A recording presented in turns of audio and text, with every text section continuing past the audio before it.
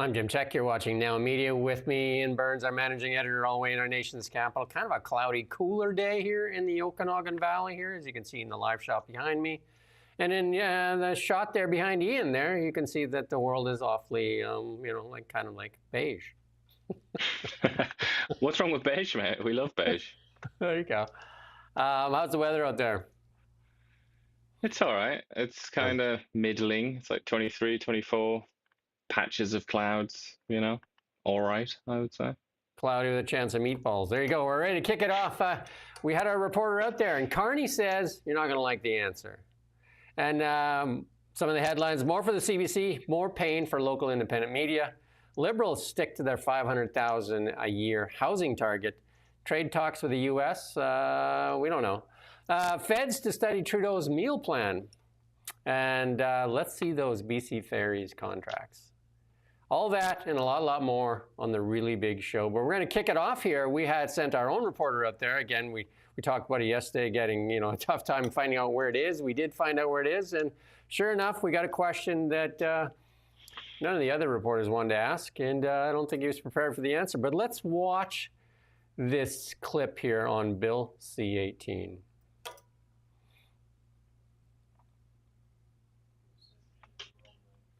Oh, well. We're going to get it eventually. But anyway, he was fairly vague on it, but definitely praising the unbiased CBC. Ready to go? Okay, let's do it.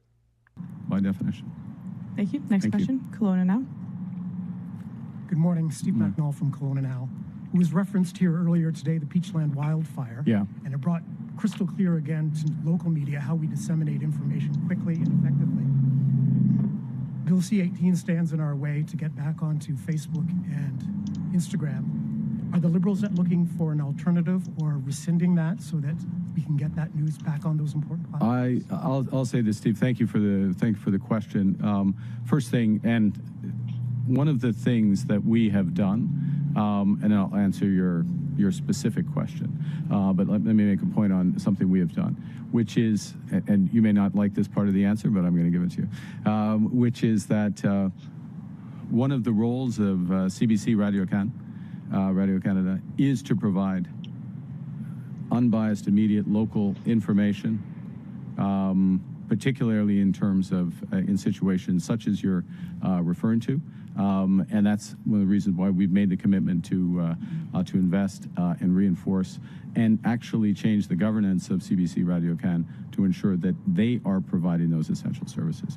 Now, to your specific question, I personally, and this government is a big believer in the value of what you do. I'm going to use you as a representation in local news, and the importance of ensuring that is disseminated as widely and as quickly as possible. So we will look for all avenues to do that. And I understand your question, and it's part of our thinking around that. Thank you. Thank you. We'll go to the last question. Okay. Amazing, eh? Yeah. Amazingly, now that you hear that and that's fresh in your mind, the National Post, supposedly Canada's sort of premier alternative conservative voice that's supposed to be very suspicious of this government, they came out with a headline that was something along the lines of Liberals considering rescinding Bill C-18. Did that sound to you like the Liberals are considering rescinding Bill C-18? Because it didn't sound like that to me.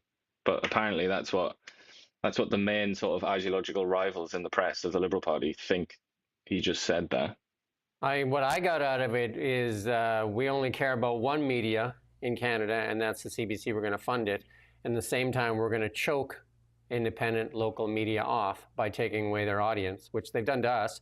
We've lost 200,000 of our audience that was very engaged.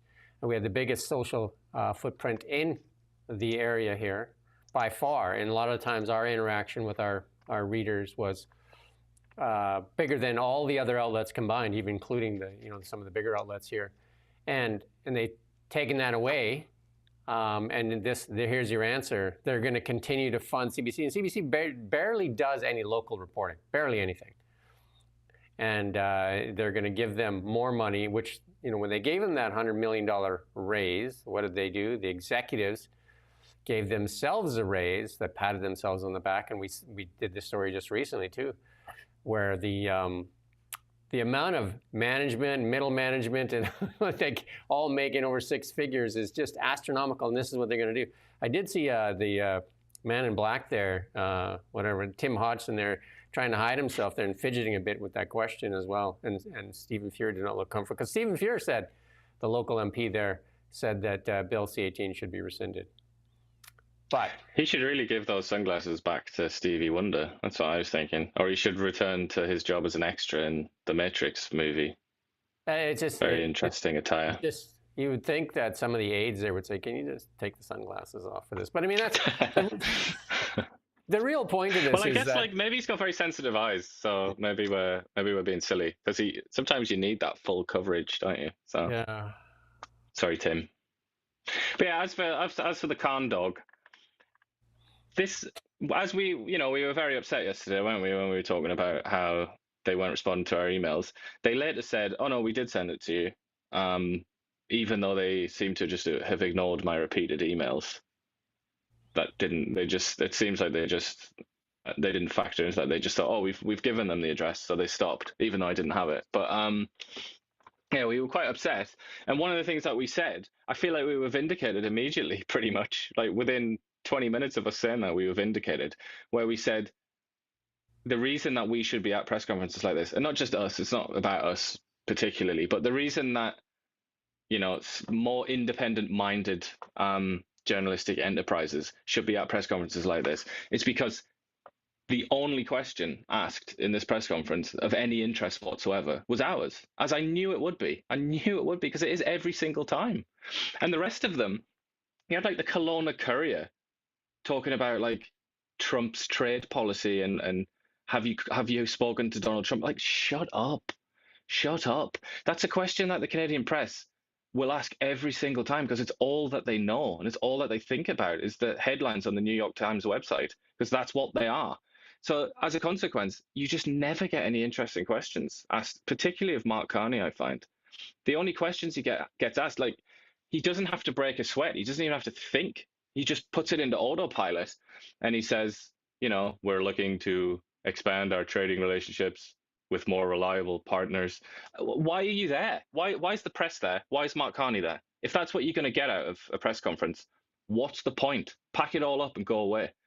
But then Steve asked him a question that he wasn't expecting. Straight away, he's like fidgeting, he's like writing on paper, and he gave an answer that, he was caught with his pants down, wasn't he? He didn't know what he was talking about. He didn't have a clue what to say.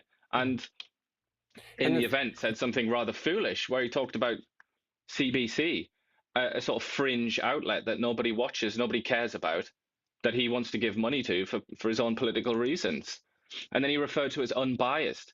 I mean, everybody, there are websites out there, there are think tanks out there that try and come up with a systematic approach to trying to figure out biases of news outlets.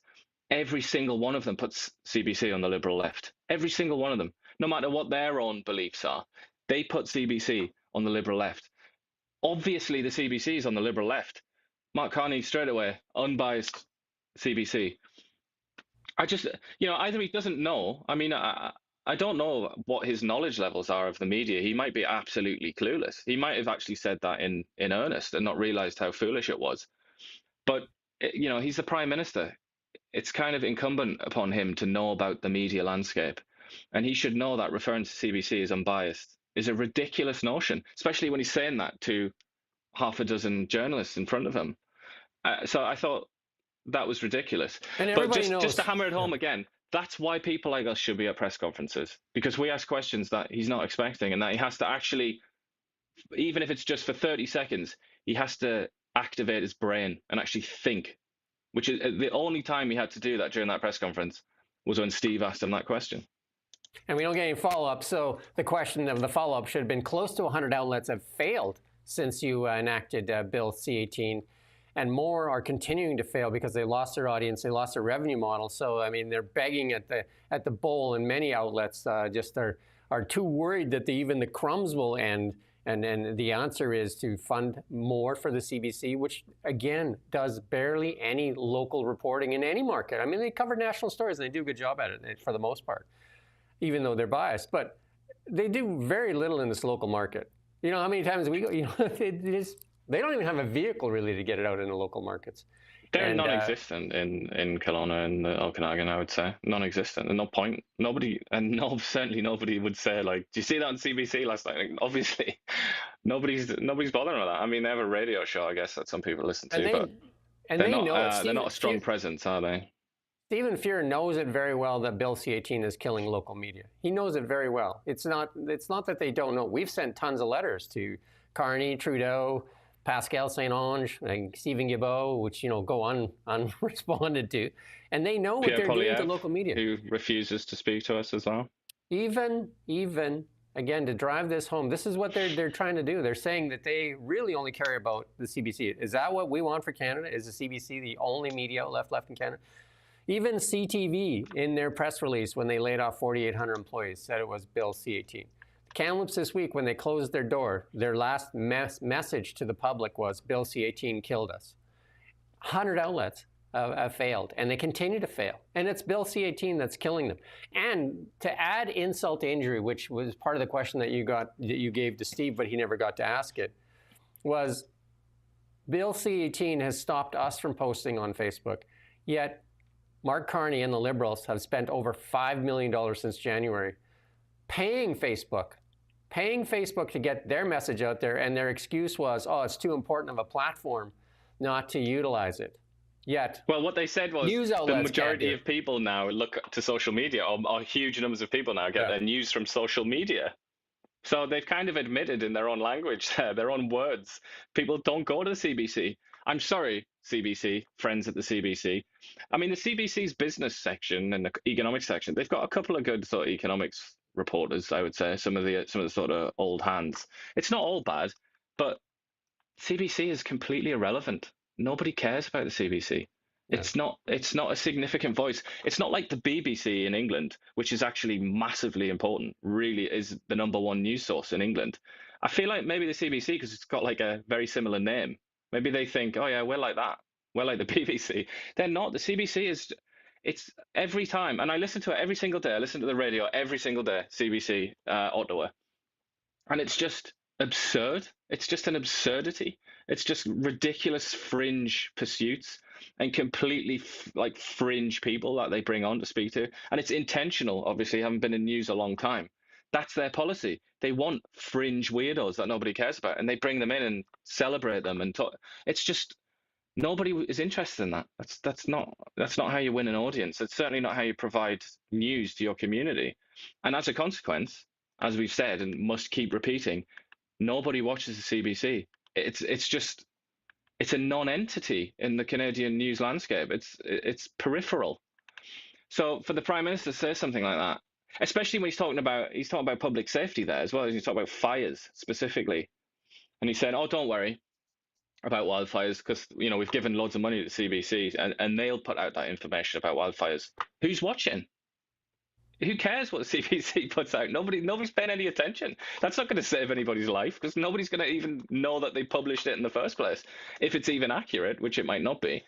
But I mean, it just seems to me it's almost like it represents a civilizational lack of civilizational sophistication, let's say, on the part of Mark Carney and the Liberals, that they can't see the principle here, which is that you should have a free media. You shouldn't have a state-sponsored media as like the solution to all problems. That's what they do in stupid dictatorships that we all despise, apparently, I thought, places like North Korea and China. That's not what we should do here in a country that considers itself free and democratic. I think all media outlets should listen to this very, very carefully, because when they decide, I mean, the funding that they're providing to some of the outlets, the selected outlets, is not enough to build a business model. And it keeps getting worse and worse and worse. Audience is what matters. Audience is what matters, and they've taken that audience away from all the outlets.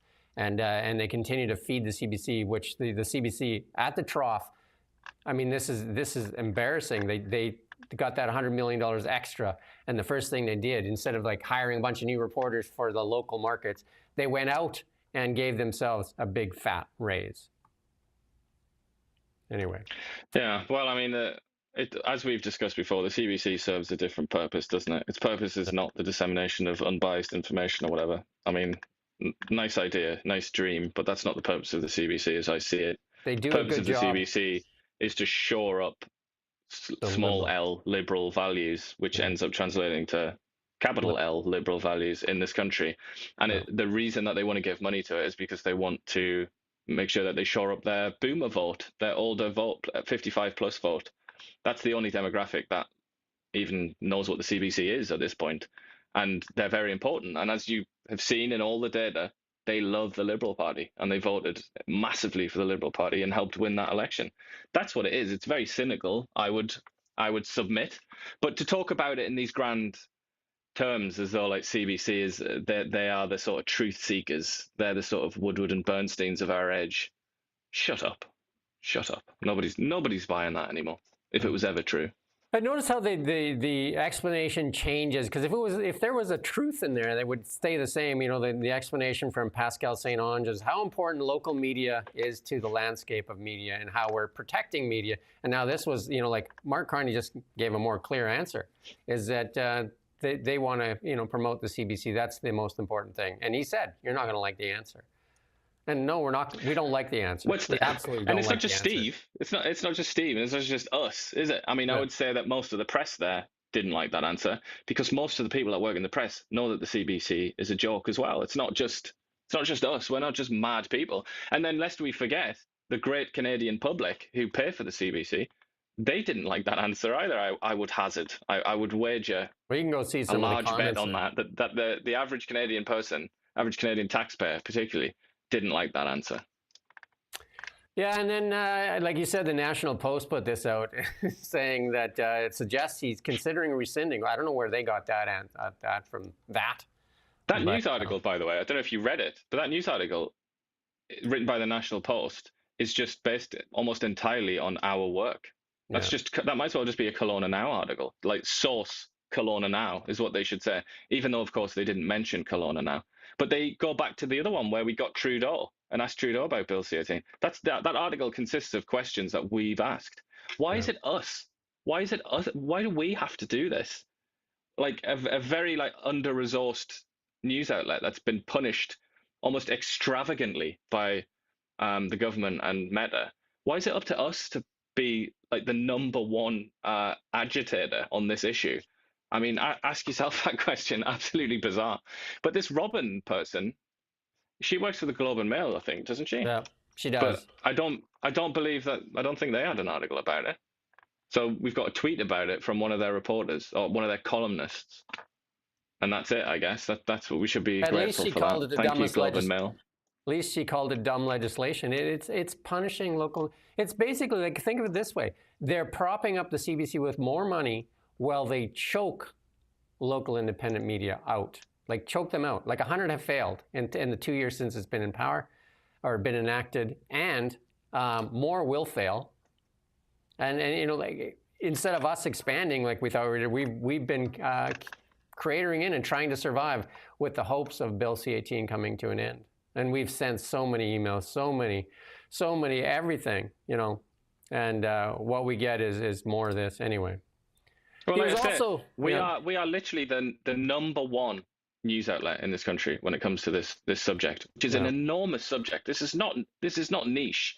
This is not like some sort of like extremely obscure tax proposal or something that affects 10 people in Canada. This goes to the heart of whether Canada's a democracy or not. It doesn't get much bigger than this. Yeah. And it's just us talking about it pretty much. I just find that surreal.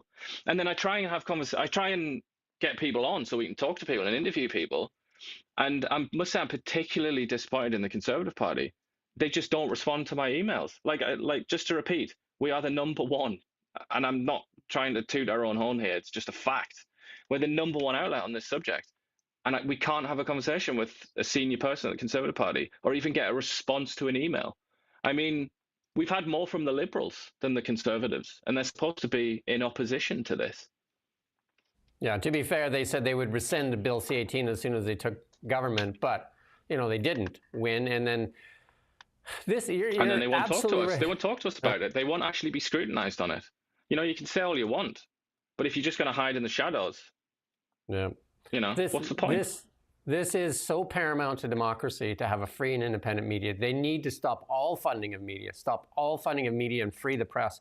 And then, you know, they won't like that, because then the media will do its job and hold power accountable. Because right now, it's at the begging bowl because they know that one party will continue to fund them and the other party will not. Well, all these media outlets, the ones that, if you type Online News Act or Bill C-18 into Google News or whatever you search with, and you'll find that it's just the National Post and us, and the National Post are just copying what we did anyway. So it's just us.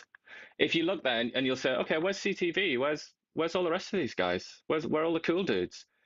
If you're wondering where they are, they have their filthy mitts all over this legislation in the first place. Lots of them wanted this because they thought this was a solution to shrinking revenues. In the end, it just killed the revenue stream entirely. I think they're embarrassed. Sorry, just to finish that thought. That's why they won't. That's why they don't talk about it, because I think they're embarrassed about it, because it's their stupid, the result of their own stupid lobbying. I talked to a local outlet here too, and asked them why aren't they doing stories on it, and he said, well, like it sucks that we don't have Facebook because it was one of their bigger platforms too, but they're worried that they would lose the crumbs they are getting. I mean, from the perspective of people in power that don't like to be scrutinized, it's pretty great, isn't it? To be honest, it almost couldn't have gone any better. Yeah, no, it works great. They was also in town, and the main reason he was in town was obviously he was at the Gorman Mills there, and then he was talking about softwood lumber here in British Columbia, and we've done so many stories on that. That another one is where Kelowna now leads, I would say, in British Columbia on the amount of articles we've done on forestry. You can go back and through our thing. We talked to David Eby, we talked to the forest minister, we talked to executives at mills and all kinds of things. And this, what they're offering up, $700 million in loan guarantees, is this, they should phone Canfor and they should say, if we give you a loan, will you come back to BC? Probably not, right? This is loans. And then Brookfield obviously has some mills here in BC as well. So $700 million in loan guarantees, which is really nothing when you talk about a big industry. And $500 million to supercharge product and market. I mean, it was a know-nothing, do-nothing press conference that amounts to really nothing. 10,000 job losses in 2023 in the BC forest industry. This is way before Trump. Forest industry in BC is dying, and it is the biggest part of that, like the forest sector in Canada. And it's in shambles, and that's been said by, John Rustad, Kevin Falcon, even David Eby when I interviewed him. They can't even do permitting properly on burnt wood. There's a documentary you can go on that's done in Merritt. They can't even get permits done, and that's what Canfor said, that BC is uninvestable. So this is what. That was what does back this when mean? David Eby was in a penitent mood, wasn't it? When he thought he might lose the election. We haven't heard much from him since. He talked to us, right? Yeah, he talked to us. But I mean, one of the things that Carney says they're going to use, BC lumber to build homes. But those 500,000 homes a year. That fantasy figure that Mickey Mouse invented. And then that number's actually gone down. We talked about this before too, is that, last year they did 245,000 homes. So this year they're on track to do 237. So, I mean, I don't know how they're getting to 500,000 when it's actually going the wrong way. Interest rates are still high. Nobody's buying. Like, red tape is there. Tariffs are there. The market or the environment is not conducive for people, one, to get a loan, and two, to build homes right now. So you got to get a trade deal. That's what you got to do. Yep. And yet, really, the harder questions that you've asked many times of all kinds of people, David Eby and all the rest of them, those questions weren't asked at that press conference. I'm inclined to think because people don't know. You actually have sort of personal, professional experience in this area. I think probably better qualified than all the journalists in Canada to talk about it. So they just asked. So straight away, their default was Trump. What about Trump? Oh. That's all they get asked about. And another thing, I had a comment because when they came out at the beginning of the press conference. Sorry to rant here, but they came out at the beginning of the press conference and they said it's only going to be one question, everybody, no follow-ups. Yeah, that's what I'm saying. So you can't even add to it. Like it's ridiculous. Which was very, very disappointing. But I had a conversation with somebody else in the newsroom, in our newsroom. And I said, all right, look, one question. And we decided it's got to be Bill C-18.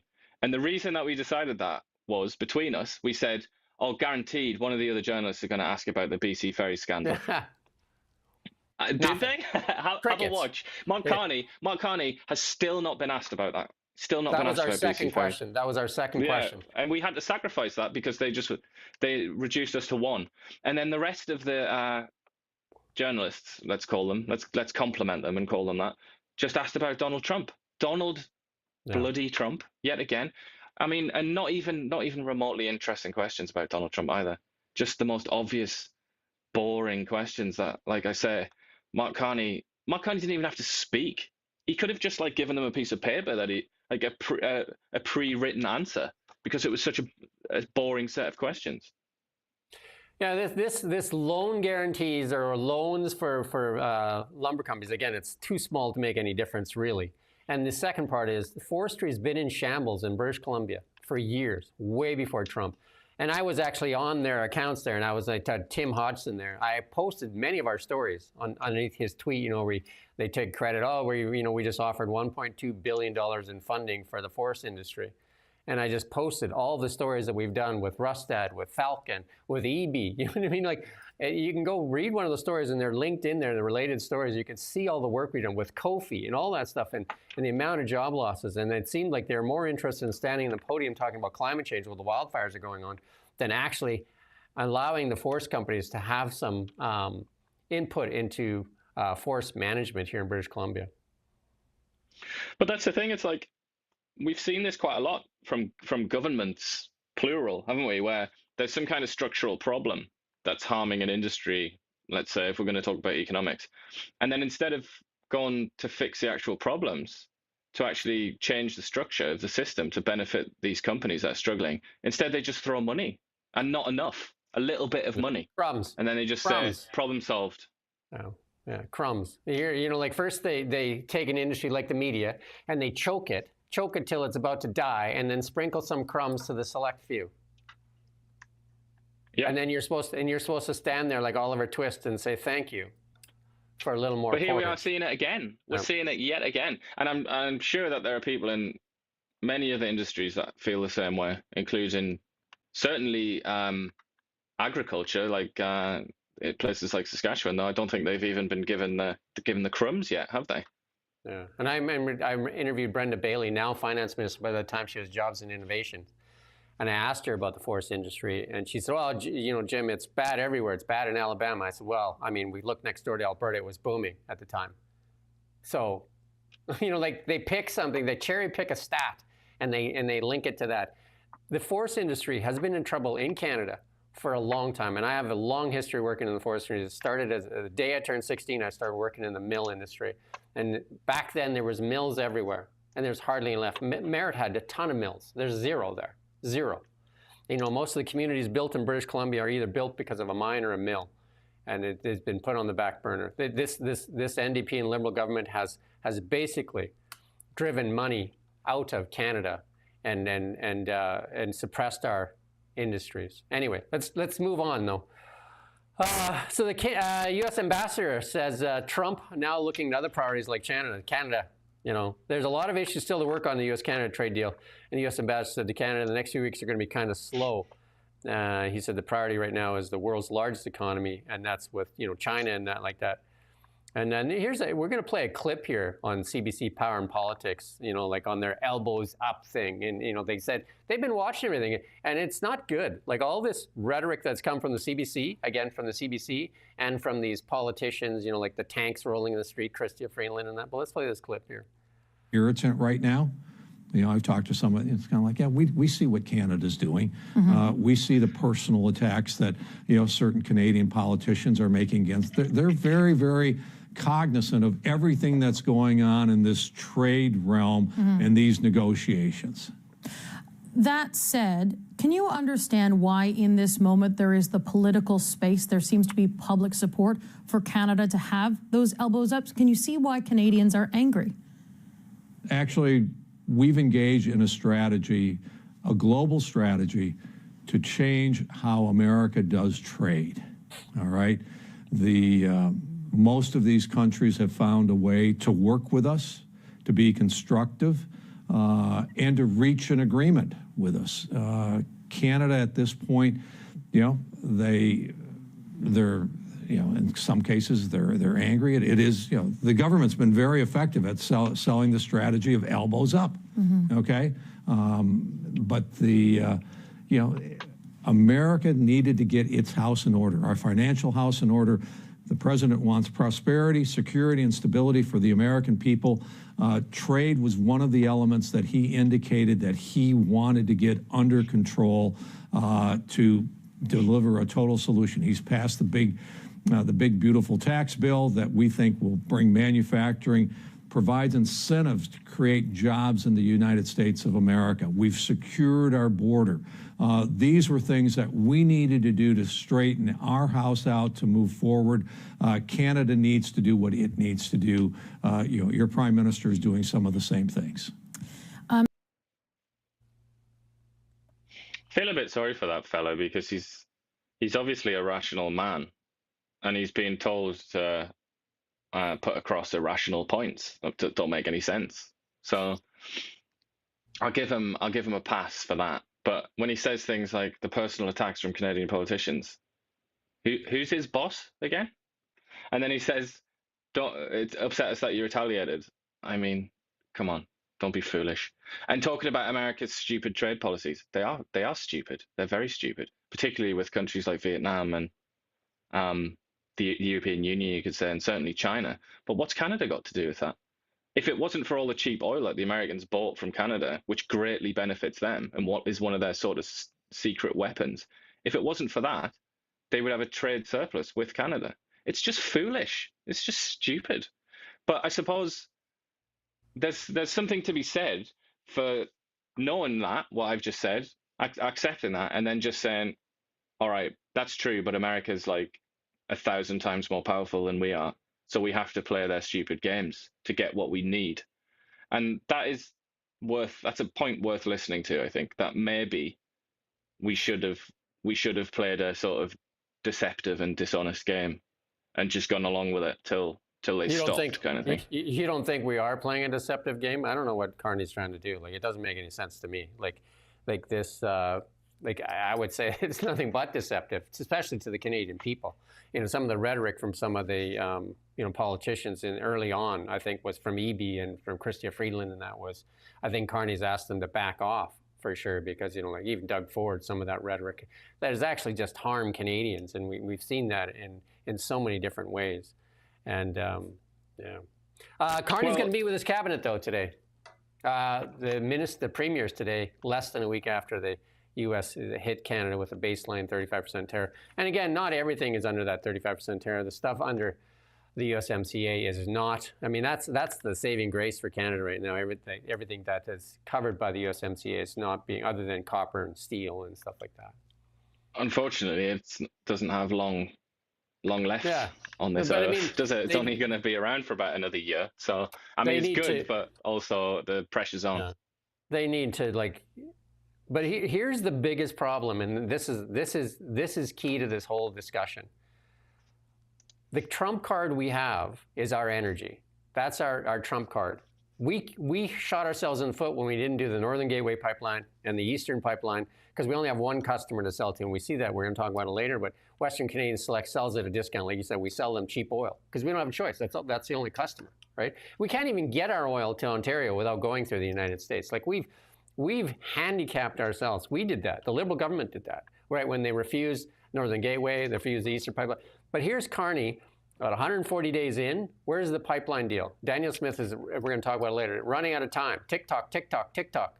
Where is it? We have Eby blocking us on one end, right? He says he's no interest in a pipeline. And then even Manitoba, because when Saskatchewan and Alberta and Ontario agreed to a deal, and there's Manitoba says, yeah, no, not through our land. So, so where is this one economy? Here's the three economic engines. There's no doubt about it. Ontario, Alberta, and Saskatchewan are the economic engines of Canada. I mean, can you argue against that? I mean, Quebec and BC have access to the sea, don't they? And I guess in that sense, but I'm just saying, they're important. But other than in terms of production, they've suppressed their industries, though, both of them, right? They suppressed their industries and suppressed Canadian wealth. The two of them have done that, and here it is. Like Manitoba, like they have the key, and we're going to talk about their deal later, and it's just absolutely ridiculous. But anyway, Daniel Smith, there's an article in the Calgary Herald that says, tick tock, clock ticks. Where's the deal? Where's the deal? But it goes back to what you just said. I mean, it really boils. I hate to simplify it this much, but it really just boils down to Quebec. Like I've said many times, it goes back to General James Wolfe accidentally conquering Quebec, and in the result, and as a consequence, creating this weird country that, in many respects, doesn't work. Because we would have had that pipeline if it wasn't for Quebec, and we would have pipelines. We'd have, shovels in the sand right now if it wasn't for Quebec. The Liberal Party basically represents the Federalist Québécois. They're not going to betray their own people, almost the reason the party exists. They're not going to do it, and they don't want a pipeline. So here we are, and we're all like sat around here scratching our heads. So, yeah, I mean, it is self-inflicted, isn't it? But this goes back a long time. This goes back centuries, really, and I don't think we're any closer to figuring it out now than we were in the 18th century. Here's some free advice for Daniel Smith. Pick up the phone, call Meta, call Elon Musk, Zuckerberg, Musk, Amazon, and say, build an AI center in the north, and I will give you the cheapest LNG, and I'll give you a contract, a guarantee on that LNG for into the next 10, 20 years, and just start using the energy in the north. Use it, because that's where an AI center should go. And the same thing for the oil. Start building a refinery, invest in a refinery, and start building our own stuff and utilizing it. That's the problems here. And, like they're going to landlock Alberta. They think they got Alberta on its knees. And I doubt it. And the same goes for Saskatchewan. And here's another one, Trudeau. They're actually going to research this thing. Remember Trudeau's big $200 million a year school program that he announced, right? That he's going to give kids all this money for school programs, which worked out to about, $2.75, $2.78 a child per day. When a lot of these people said that's not enough to make any difference, right? You're going to need at least $6 a day. And get your Timbit per child. So now they're gonna study it. They're gonna spend like over $1.3 million to study it. And whether it was any use, I can tell you right now, I'll take 200,000. I'll tell you, it didn't work. Has there ever been a better time in the history of the world to be some nerd with an obscure master's degree that works for an obscure company that conducts obscure research? It's just brilliant, isn't it? The money is just like always available for people to come and research things. Good for them. So they're going to spend more government money, your money, to research another failed Trudeau policy. Their own policy. They're going to spend your money to research their own policy that they didn't research properly in the first place. Cool. That's what they do. These people, these consultants out there, they just wait for the next policy to drop. And I think that, what's that saying? Why did they only bury consultants a foot deep so they can get their hand out there for the next grant that's coming around? But it's also kind of like, this is a classic example as well of a policy that's just, it's almost like it's designed to be impossible to contradict or be in opposition to. They might as well have called this like the Feed the Hungry Children Act or something like that. It's like, what's wrong with you, Jim? Do you not want to feed hungry children? So whenever somebody like puts their hand up and says, hold on, is this actually going to work? Is this actually going to feed kids? Then you're just the evil child starving machine who wants to kill children. It's like, okay, sorry, go ahead then. I guarantee in Dubai they don't have this program, because they've unleashed their energy so they can enrich their population. So nobody needs to be on a program like this where they're begging for $2.78 in the morning. As long as you're an Arab, yeah. But if you have the misfortune of being Pakistani or Bangladeshi or Indian, then you can go and eat concrete as far as the Emiratis are concerned. I guarantee the Norwegians, who have a sovereign wealth fund of over $1 trillion, don't have a program where they have 2 million kids on a $2.78 a day program that they're begging for. Yeah. Well, they are proper democracies, aren't they? Countries like Norway, Denmark, Switzerland is another one that usually pops up in these discussions. They are real beefy proper democracies. And we could have Canada's not in the same league as those when it comes to democratic rule. Again, if you think about it, no different than Bill C-18 choking off media. They choked off this country's economy by choking off its biggest wealth, its resources. They choked it off, and now people are at the begging bowl for $2.78 that they shouldn't be at the begging bowl. Abstract moral reasons, abstract moral arguments that belong in a sort of high school debating class. Like, oh, we need to do this. We need to handicap our economy to save the world, guys. Yeah? That's literally the argument of the government of this country for the last 10 years. Yeah. Despite that being obviously stupid and false. But here we are, I suppose. And then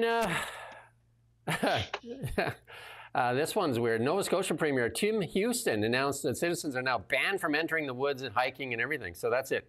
Coming to a province near you. Hey, let's play this clip.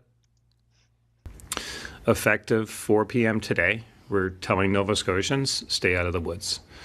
We are restricting travel and activities that really aren't necessary for most of us. Hiking, camping, fishing, and the use of vehicles in the woods are not permitted. Trail systems through woods are off limits. Camping is allowed, but only in official campgrounds. The fine for violating any of these bans is the same as the fine for the ban on burning, $25,000. And if you're a smoker, for God's sakes, be mindful of where you're butting your butt out. If you don't, and that's going to stop. That's going to stop the climate activists from starting these fires. How many fires that were arson in Saskatchewan and Manitoba? How many? Most of them. There has been a couple of examples of that. I don't know if that's what causes most of these wildfires, but certainly they're human caused, aren't they? Usually. Yeah. Well, but fires don't something start. that I find quite jarring there is where he said, "Don't go for a walk in the woods." That's really not necessary. I just thought, do you not remember all of those conversations from a few years back about mental health? What was the number one prescription for people that were suffering from poor mental health? It was go for a walk in nature, wasn't it? So I guess unless you're in Nova Scotia, in which case you just have to sort of be depressed. Well, get ready for this, because this is the justification for everything then. If now you're not allowed to go in the woods, not even to take a walk in the woods, what's next? You can't drive your car because the climate change. You can't go here, you can't do this, you can't do that, you can't do this. These types of politicians need not be in office. It's an astonishing thing to tell a Canadian, isn't it? Particularly, I think. Something like if you asked the average person around the world to name one thing about Canada, it'd probably be trees, wouldn't it? Or woods. And now we have a premier of a province saying, don't you dare go in the woods. 99% of Canada is likely woods. And it's kind of, everybody, at least a lot of people I've known who've moved to this country from other parts of the world, they come here for that. They come here for the nature, for woods, like it's a completely crackers thing to do. But then there are also I think there are really deep philosophical questions here to be discussed or asked about the power of a government. Should any government anywhere ever have the power to tell you that you can't go for a walk in the trees? That's an extraordinary. That's like saying everybody's power, isn't it? You just accused everybody of being a criminal, right? Because you can't even trust them to walk in the woods. So what's next? Yeah. Well, what's next? We've got an American here having a chat. And this is the thing about America that I like the most. I admire the most about America, which is they don't do that. Where it's like one or two bad actors do a terrible thing, like in the context of the US, let's say shoot people in a school or something like that. What the Americans don't do, thanks to their constitution, but also because of their instincts, they don't just say, okay, nobody can have guns then, because two psychopaths just went and murdered some people, so guns are off the table now. They don't tend to think like that in America. Instead, they say, those horrible psychopaths, gee, they're horrible. Whereas if it happens in Canada or my home country of England, there was a school shooting in England, straight away, instantaneously, they just banned guns. Nobody can have guns now because one psychopath has just killed kids. And it's kind of like, okay, some freaks set fires, either on purpose or by accident, in the woods, therefore nobody can go in the woods. It's just that kind of authoritarian thinking doesn't seem to predominate. It doesn't seem to dominate the American conversation. So credit to the Americans there, I suppose. I think we'll reach out to our friend John Carpay, the Justice Center for Constitutional Freedoms, and see if they can actually ban you from walking in the woods. It's till October as well. Well, I guess they could. There must be a way to do it for your own safety or something like that. But even then, you'd have to look at the law. Yeah, you'd need a lawyer, wouldn't you, to really scrutinize it. Hey, some people would have woods right out their back door. Do you know what I mean? Like the house and then the woods. So especially especially Nova Scotia, which has quite a low population. Ridiculous. Anyway, international news. Just in, the Trump envoy, Steve Witkoff, was meeting with Putin directly there. So play this little clip here. Let's just bring you the latest pictures that we have coming out of Moscow. And this is of Steve Witkoff and President Putin meeting. Witkoff is in Moscow bringing President Trump's message, his special envoy, that this deadline is looming for Russia to reach a peace deal with Ukraine or potentially face severe economic penalties. Yeah, let's just bring you. Part of that is, when Biden did all those, sanctions against Russia, they weren't really sanctions with teeth, because like the oil one was like, hey, we're not going to buy your, you're going to put all these sanctions on you, but you're okay to sell it to China and India. We're not going to say that because we don't want the price of oil to go up in the world. So wink, wink, nudge, nudge, like you just can't sell it over here, but you're welcome to sell it over there. So Trump is actually coming out and saying, though, that he's going to tariff India if they continue to buy Russian oil unless Putin comes to the table. And that may be enough to get a deal. We'll see. Well, the Indians, we've discussed India a few times, haven't we?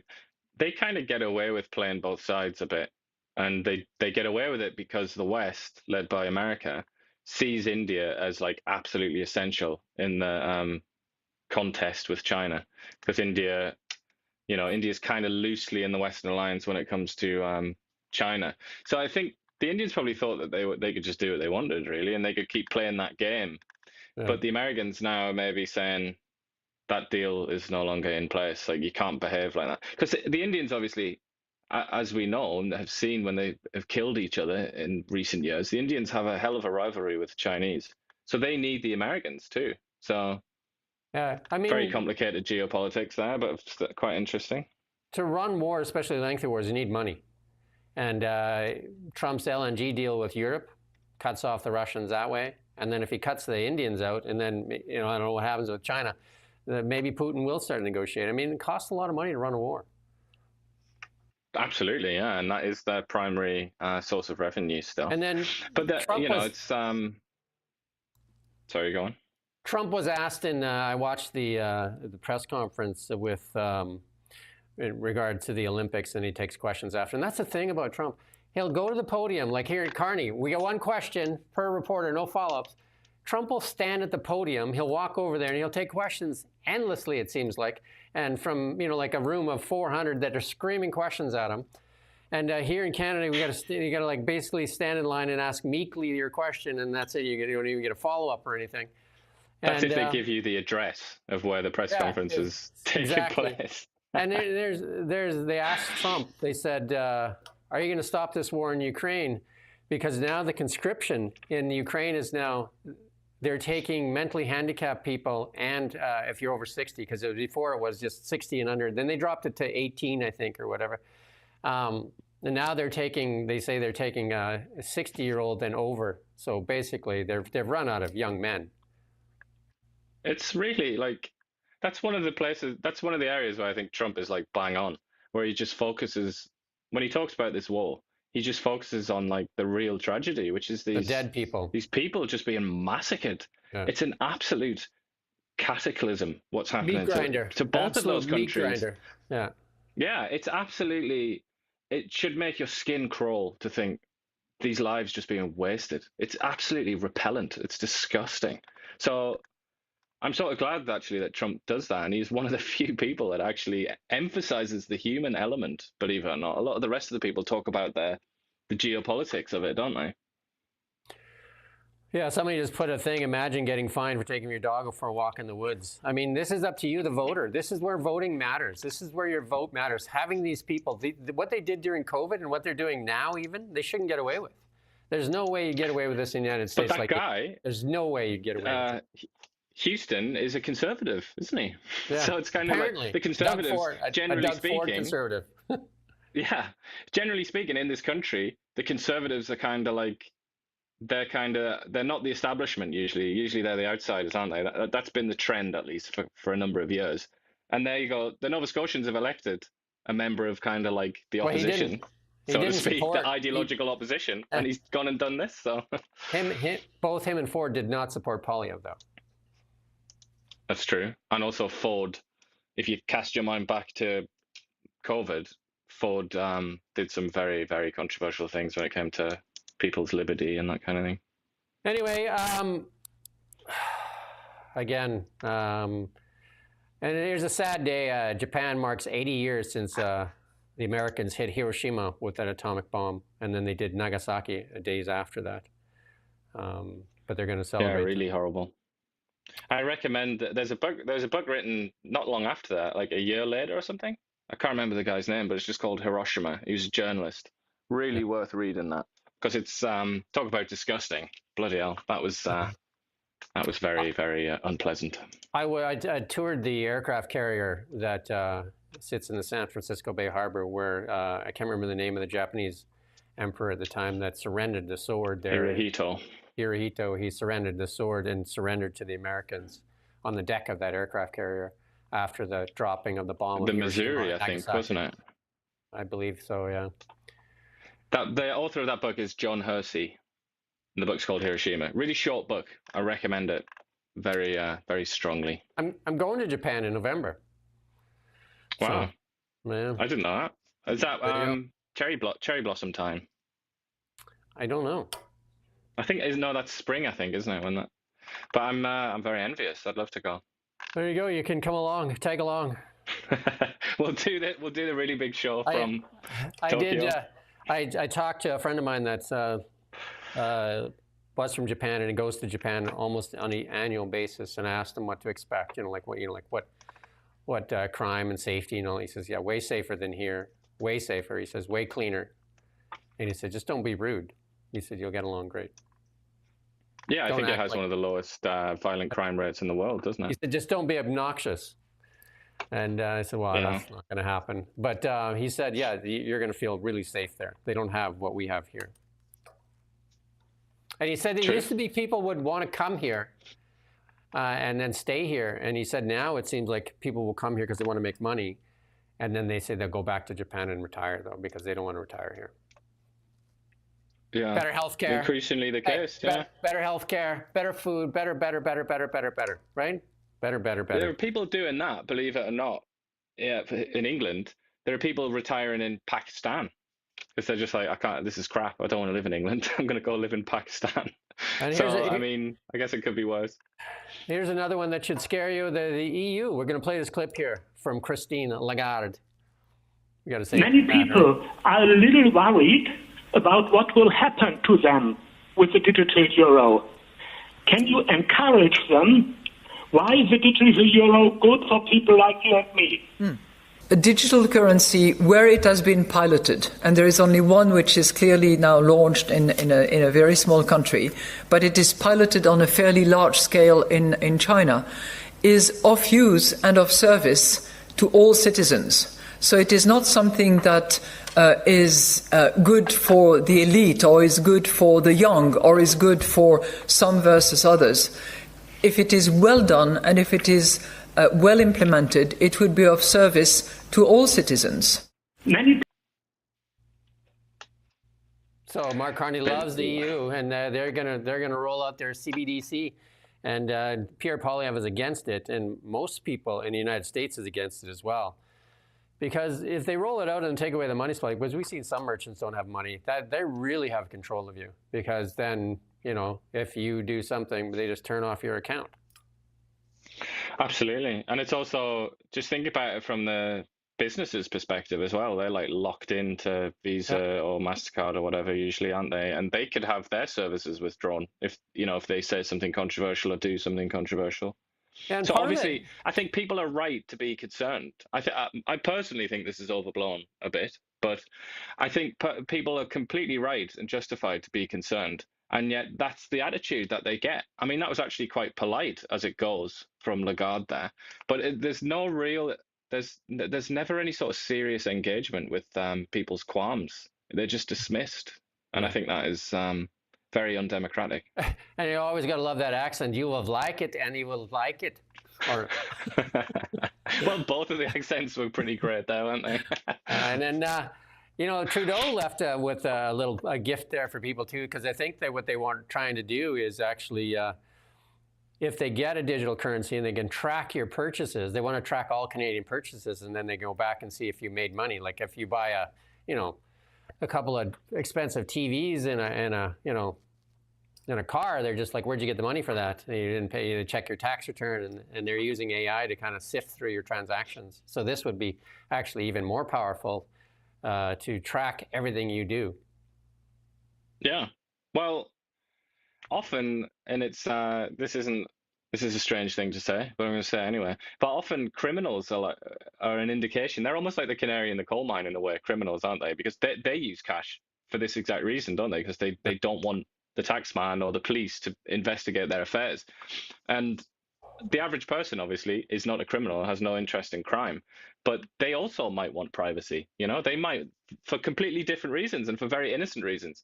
So I think it's interesting to look at the way that the criminal world operates in that sense, because they're a weird sort of canary in the coal mine. But here it is. If you're in the government, you don't have to worry about disclosing anything right now. And here's we're going to go into BC News though. And this is from Peter Millibar here. So one thing you can count on, once they have been in power for years, people start to leave BC, and we're seeing that here in BC. We're seeing people flee BC. We're seeing people leave Canada. We're seeing the brain drain in Canada. We're seeing the capital flee out of Canada. It just continues on and on and on. But what I was going to say though is they want to know everything you do. But here it is, when the Liberals do something and the NDP do something, they want to try and block you. But they got that vote passed 5-4. They want to see the disclosure on that over $1 billion financing of BC Ferries. And they're trying, guess who tried to block it? The 4 votes against is obviously the Liberals, right? Well, there's an NDP chap and a Bloc as well? Yeah. Okay, so the 4 were, right, so they voted with the Tories. Okay, that's interesting. And we'll see what we get for documents, and if they're redacted, and if they redact them and say for security concerns, and just like, how could they be security concerns? The only security concern is, why did we give the contract to the Chinese in the first place? But I think you're obviously bang on to highlight that hypocrisy. It's like a private citizen can't say, oh no, like these are my own personal affairs. It's very sensitive information. You can't look at this. You'd be laughed at if you try to pull that off. But then the government does that all the time. Even when it's been proved that that was exaggerated or just not true at all, and that they just wanted to hide it for political convenience. Yeah, and then so this is Dan Elvis putting this out. The cabinet ministers and CEO turned a political reckoning into a masterclass of finger-pointing, doublespeak, and curated incompetence. I mean, this CEO of BC Ferries, how he still has his job as well. He said one of the selection processes was cost. Again, how does a BC company or Canadian company compete with China when China can use slave labor or lots of human rights violations with their labor? They can use inferior steel, and they can use inferior, they don't have industrial carbon tax. So how do you compete? Well, also, when they factored in the price, when they factored in the cost there, did they also factor in, if it was built in Canada, how many jobs that would create and how much money that would, because I'm sure that would be multiple times. When you worked it out, that would end up being much better. Yeah, 10x effect, yeah. Rather than giving it to our enemies, who might very well use that money to harm the Canadian economy. And then here's the virtue signal of the week, I think. Like, let's play this little clip here. As listen to this. You got to listen to this first. Hey, man. Hey, Dave. Let's free some trade. Yeah, let's knock down some barriers. Well, this will be good for jobs, good for the Canadian economy. Yeah. What's this piece about Whistler becoming a part of Manitoba? Yeah, no, that's, some creative approaches here. It's important for us in our leadership to make sure our people are looked after and we're growing the economy.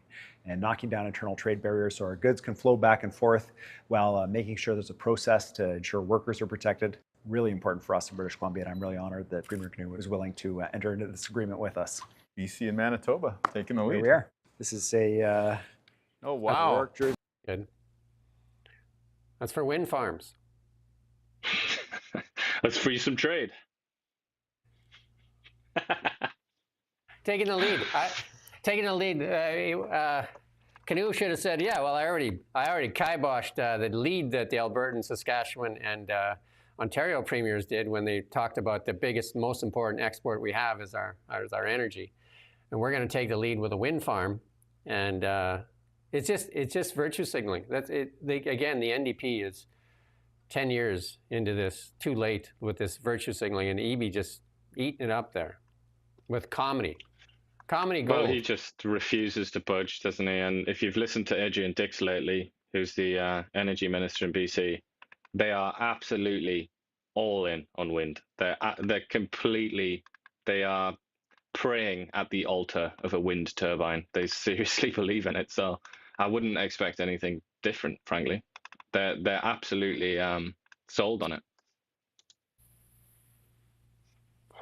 Let's move on to markets. Markets relatively, like they're up a little bit this morning, relatively still at all-time highs. Everything is chunking along. Most of the indicators are all green, basically. And in the gold sector, gold is up, as I think it was up and down a little bit, just kind of sideways, hovering around that 3377 mark there. Bitcoin holding on to that 100,000 mark at 115,000. Canadian dollar starting to show a little weakness there at 72.75. Our old friend oil and gas there up, 65 cents, up 6 cents in the West Texas Intermediate, and selling at a discount. The good old Western Canadian Select off a buck at 52.81. Imagine that, eh? Selling at a discount. We got a little clip here from Tom Lee on some of the most important companies in the world right now. AI is everything. Let's play this clip here from Tom Lee. You raise your hand if you own Tesla. Got it. So majority? Yeah. Well, I think Tesla is one of the most important stocks in the market. Because not only because of what Tesla does. Remember, Tesla is making electric cars, and they have a huge advantage. I mean, they completely changed the automotive industry, not just because they made batteries better. It's also because they have expertise in manufacturing. Now, manufacturing for cars is one of the hardest things to do because of the supply chain. So if they can dominate manufacturing of autos, Tesla will dominate whatever industry requires manufacturing in the future. Okay, that's the way you should think of it, that they have intellectual property that allows them to produce anything that the world makes at a lower cost. Like, for instance, if they decide to make smartphones, I would assume they could actually be one of the most efficient producers of that. It's a very interesting point, but I don't really know if it's true. Is it? I mean, Apple are very good at doing manufacturing certain things. Could they then make chairs and cars and stuff? I don't know. I mean, maybe. They gave up on their cars. Yeah, they did, didn't they? And just like, well, Facebook. I mean, Facebook's tried everything and failed at everything. But then Facebook, in my humble opinion, is not a very good company in any way. Really, they haven't really done anything. They've never produced anything original. But Apple, yeah, Apple, you'd think. We're going to talk about Apple. They're obviously a very successul and very impressive company, aren't they? But it's right. Although, I mean, to credit to Apple, they'd never made a phone before, had they? And then they completely, dominated that market. Let's come back to Apple. But here's this thing where Trump was talking about this. Yes, we played that clip yesterday. And this is happening in Canada, too, where the governments reach into the banks and pressure the banks to cut off people they don't like. And we've seen it here in Canada with Eva Chipwick. Again, cutting off her ability to do business. And this is what they did to Trump, and this is what they did to Melania Trump, and they did that with quite a few people. But he's putting out an executive order to stop this from happening. So I can't believe that there's anyone out there that would be upset about this. I mean, obviously, you shouldn't lose your bank account based on your politics or your opinions on anything. How barbaric is that? Well, Chrystia Freeland, are you listening? Ian just called you barbaric. Stephen Guilbeault will be, what did he say again? For people that are opposed to Bill C-18. Immoral, yeah. He'll ring me up and he'll say, barbaric, you're immoral. ChatGPT hits 700 million weekly users. There you go. Wow. That's a lot more than I thought. Oh. And then I mean, Google. they're just eating the search engine's lunch, aren't they, at the minute? Google unleashed Genie 3. And we're going to play a small clip here from Google's Genie 3. Genie in a bottle. What you're seeing are not games or videos. They're worlds. Each one of these is an interactive environment generated by Genie 3, a new frontier for world models. With Genie 3, you can use natural language to generate a variety of worlds and explore them interactively, all with a single text prompt.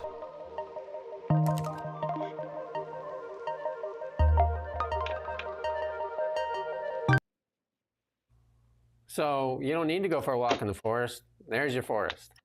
Right?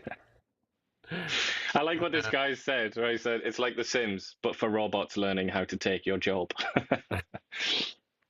Talking about robots, let's talk about robots. Elon Musk says, let's play this little clip here from Optimus there, is learning how to cook and fold and do all kinds of stuff. Let's play this clip here from Optimus.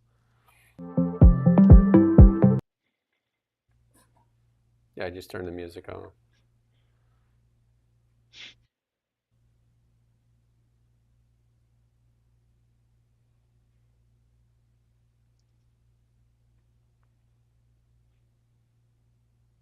That's good. I mean, they're going to sell like hotcakes, aren't they, if they can figure that out? Everybody's going to want one of them. Well, the first one I want to see where Optimus throws down the dustpan and says, I'm not doing this anymore. It's boring. I'm not doing this. I need more money. There you go. The funniest thing is when they put clothes on them, they give them a shirt and trousers and stuff. And then here's Elon Musk. A Grok supercomputer Colossus 2 is the largest, most powerful AI supercluster in the world. Yeah, I don't know. I think we need to play the clip. It's just really fancy stuff. But yeah, sure. It's, again, Daniel Smith, pick up the phone. They all want energy. They all need energy. You got the energy. Well, I think they are working on it, aren't they, in Alberta, to be fair. Yeah. But yeah, no, they did get a deal sort of penned recently, didn't they? I can't remember who that was with. But they did get one. They should. You're definitely right, though. They should really push that and hammer that home. We got flat land there. I mean, I've lived up in the high-level area, but anything past, Edmonton, north of Edmonton, just fields and fields and fields of just. Like, Meta's building one the size of Manhattan. There's lots of Manhattans up there, and they can eat all the energy they want. And then Alberta doesn't need to get permission from EB or Wab Canoe or. But the only thing is, I wonder if these American companies, they seem to be building them in America, and I think part of the reason for that is to have jurisdiction over the data, basically, because it's very important that it's in your country, I think, isn't it? And it's laws that you understand and can influence. So I wonder if there's some suspicion of Canada in that regard, especially since we started to hate each other in the last few months. I've got a funny one. We'll talk about it later, though, when we get to the funny section, because I don't want to be unserious in this section. But Grok can be your tour guide. So now, so much coming to the Tesla app there too, as you drive your car. There's no need to play this, but obviously you can imagine that. But here's Tim Cook, and he says, Apple must win the AI war. Well, you're way behind, Tim. Apple really hasn't innovated since Steve Jobs' death. There's not a lot of new stuff that's come out of Apple since Steve has left this planet. I would say, though, that he's saying we must win this war. I would say that there are a lot of people in America and the rest of the world who really wouldn't want Apple to win that war because they've seen what Apple have done in the past. Tim Cook particularly, talk about biased. He would make the CBC look like a fascist magazine. He's an extremely, at least in cultural terms, extremely left-wing, almost, he's almost like a radical or an extremist or something. So would you want a company run by him to be the dominant AI power? I don't know. But then a lot of people will be saying, well, we don't want Elon Musk because they think that Elon Musk is Hitler. So, I mean, there's definitely there are going to be consequences for us, the mere peasants, based on who wins. It'll matter to us. Well, Siri is definitely the dumbest kid in the block. Like it's like frustrating to use. I don't even use it. I think Amazon's is a little bit stupid. Well, there you go. They're too stupid. They should have it both take an IQ test or spelling test, see who would win. Neither. Ford says they're going to reveal an affordable EV platform on August 11th. We'll wait with bated breath. They say that it's their Model T moment, and they haven't done. I mean, you could say that the F-150 Lightning and the Mach-E are okay, but they don't compare to the Tesla products. But they say they're going to have a Model T moment. Jim Farley, he's a good guy, but they have a real problem with quality. Like Ford is one of the worst in quality of their vehicles, and most of the quality control comes from the customer. Finding the problems and sending it back to the dealership. Yeah, they've not had a good time. But I suppose compared to the other big American ones, they're the best positioned probably, aren't they? They do have a few successful models. In our health section, TikTok and Instagram videos encouraging young people to attempt extreme tanning. Popular videos on TikTok encouraging young people to go to extreme lengths to darken their skin. Yeah. Some young sun worshippers are reportedly using nasal tanning spray and injections. What is going on with these people? Apparently some sort of chemical that makes your skin turn dark when you're in the sun. But I mean, what's so funny is this is precisely the inverse of what you see in India and other parts of Asia, in China and Thailand and all the rest of it. I can remember when I was in Southeast Asia a number of years ago and I saw all the women on their bikes going to work first thing in the morning and their faces just like covered in like bleach or something, some sort of cream that like bleaches their skin to make it look whiter. And then here we are in the West, and I think this is about the US or the UK or something, and people are desperately trying to, work the opposite effect. It's why can't people just be happy with what they've got, eh? Don't hurt yourselves.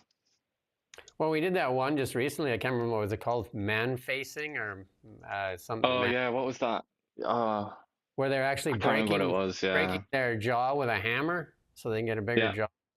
Like manscaping? I can't remember what. No, manscaping, I think that's what it was. Yeah. No, I don't think so. I think that's to do with cutting your hair. I mean, that's looks maxing. There you go. You really accessed the synapses there, didn't you? Manscaping is removing hair from their areas that you typically don't see a lot of sunlight. But yeah, that's right. Yeah. Oh, is it also beards? I don't know. But they do all sorts, don't they? In the Lux Max, and they're doing things like they're on all these supplements. Like if you ever watch like Joe Rogan and people like that, you hear them go on and on and on about supplements. You're like, bloody hell, like who's buying them? And it's these people, isn't it? It's like it's young lads who want to Lux Max. So they have all these supplements, and they try and some of them take like testosterone injections to make them like manlier or whatever. But it's kind of, people are just going to crazy lengths, aren't they? And then there's teeth as well, where people like just get all their teeth removed and they get those veneers. Yeah. We're into our Are You Serious section, and this is the fun section here. And here you go. This guy on his Revenue Canada thing, they said, do you have any dependents? And he listed the dependents that he's paying for. At 2.1 million illegal immigrants, 1.1 million crackheads, 4.4 million unemployed scroungers, 80,000 criminals, 450 idiots in parliament, thousands of politicians, and an entire group that call themselves senators. And then they sent back and said, that's not acceptable. And his response was, who did I leave out? Consultants. That's who you left out. Yeah, American consultants, McKinsey & Co. McKinsey & Company, yeah. Yeah, I don't think also police nowadays in cities who are increasingly using things like speed cameras just to harvest revenue from the hapless peasant that gets caught in them. Ian says we're not going to get another Freeland interview, and maybe she'll watch the show anymore. After our previous successes of getting an interview. I put this into the comedy section because it is kind of comedy, a losing battle. Carney can't handle Trump. It is kind of like a comedy. Like I don't even think he wants to. I think they're just using it for posturing. And then I thought I put the video in here, but maybe I did. I think it is the video underneath there. Yeah, we have it. Sydney Sweeney.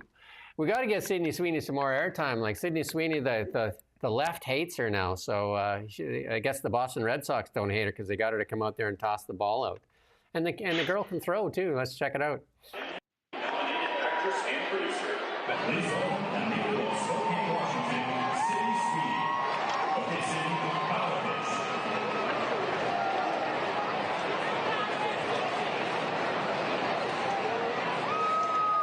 You see some of those politicians when they come out, or other famous people when they come out, they just kind of like toss the ball into the dirt, right? You know what I mean?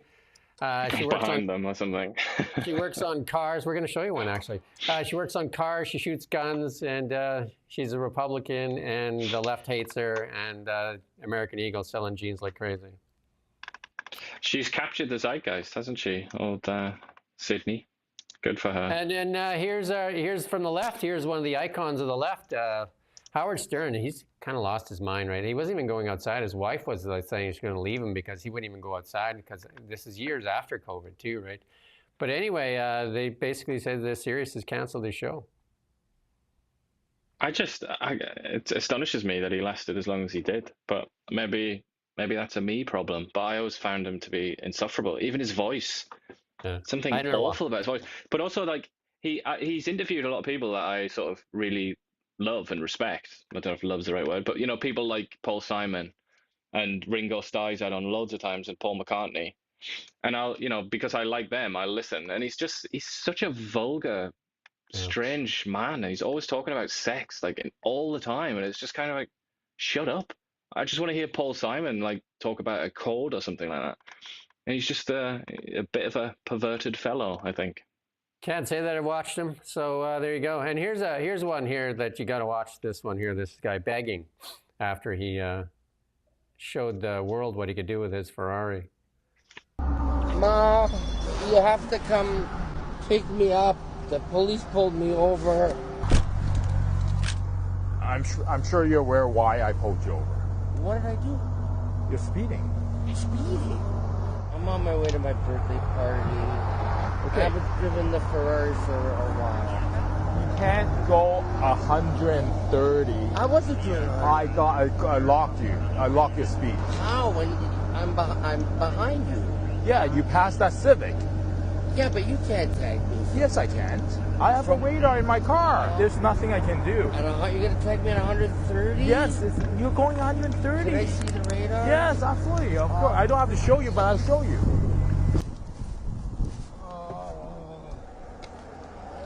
The yellow number there? But that's me? That's you. Officer, please, my birthday. There's nothing. Unfortunately, there's nothing I can do. So it's a ticket? It's a stunt. I'm on my way to my birthday party. Please, officer. Please. There's nothing I can do. They're going to take my car? Yes. Officer, please. Please, officer, please just give me the ticket. I beg you. I can't give you a ticket. Officer. Sure, I gotta have my mother and father come to pick me up. That cop, I would say, like, credit where it's due. He was very nice, wasn't he? That cop. They're not usually that nice. Not that I've ever had my car impounded, like, but. Yeah, and here's another one, the ball trick there for you. We'll leave you with this today. And we do thank you for watching. We won't play it right yet, but we'll leave it with you. We do thank you for watching Now Media, but we're going to play this little clip here of how you can trick two people at once. This kid's probably got a future as a magician. Let's check out this little clip here. Or a politician. That too.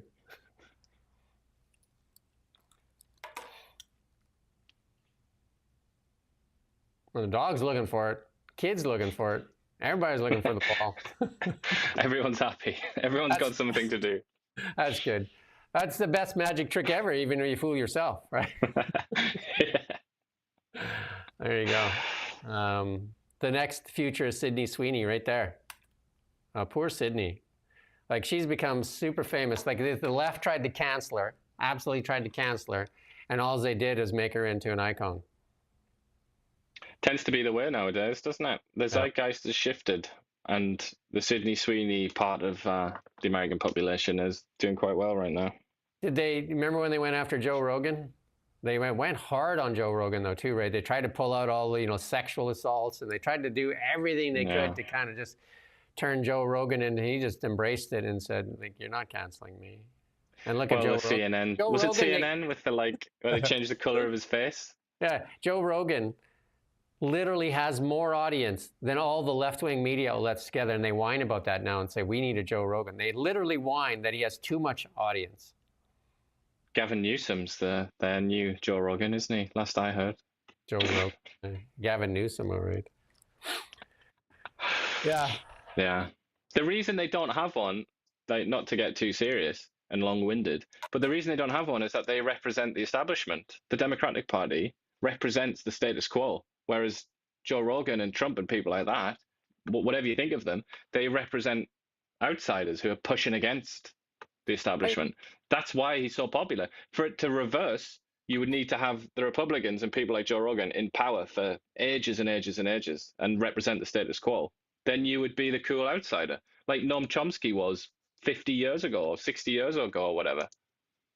I would also go as further to saying that what Joe Rogan and the Sydney Sweeneys have is that they're authentic and honest. And I think people are done with the lying and the double talk. Because when you listen to, like the Liberals talk, like that Bill C-18 thing, like you just like that doesn't even make common sense. You listen to David Eby talking to how, like Manitoba and the BC are leading the way. Like, come on, right? Like nobody's that stupid, right? Are there? Yeah, if you believe what David Eby and Wab Kinew just said, that they're leading the way for Canada, if you believe that, then we're in big trouble. Well, David Eby also repeatedly says that BC is the engine of the Canadian economy. All right. And does anyone believe that? Does David Eby believe that? Mark Carney says Canada is the strongest economy in the G7. Most European of non-EU countries as well, although we don't get any favorable treatment from the Europeans. They're not really our friends, but so they just keep saying things that make no sense. Like when Trudeau talked about his $200 million Feed the Kids program, he should have had, the question should have been from the reporters. If we were there, we would ask the question, why does Canada need this? Why are we in such dire straits? Why are such dire straits that 20% of our population of kids needs $2.87 in the morning to survive? When we have all this energy that you've suppressed. And we look at Norway, they have $1 trillion sovereign wealth fund. And healthcare. Indeed. And they have healthcare. And growing. And healthcare. Actually, is it not 2 trillion now? I think it's like an enormous sum of money, isn't it? Yeah, it's 300,000 per person. Yeah. And another thing about Norway, in the context of immigration, which we haven't really spoken about today, Norway is a small country. All these countries that we talk about that we're quite envious of, like Switzerland and Denmark and Finland even, they're all pretty small countries, and they don't have any ambition to be big countries. And one of Canada's great sort of curses is that it's a sort of medium to small country that wants to be a big country, but in the process makes life worse for everybody that lives here. Chrystia Freeland was honest, like their Liberals are honest every now and then. Chrystia Freeland was honest when she said that the Liberal government wasted 10 years virtue signaling and with identity politics. And they're continuing down that same path. There's no doubt about it. Same group of people. Mark Carney said himself, didn't he, that they didn't spend enough time on the economy. So he kind of concurred with Freeland. There you go. That's our show for today. We're back tomorrow at 9 a.m. Enjoy your Wednesday. Thanks for watching. Cheerio. We don't just report the news. We live here too. We're your neighbors, bringing you stories that matter to all of us.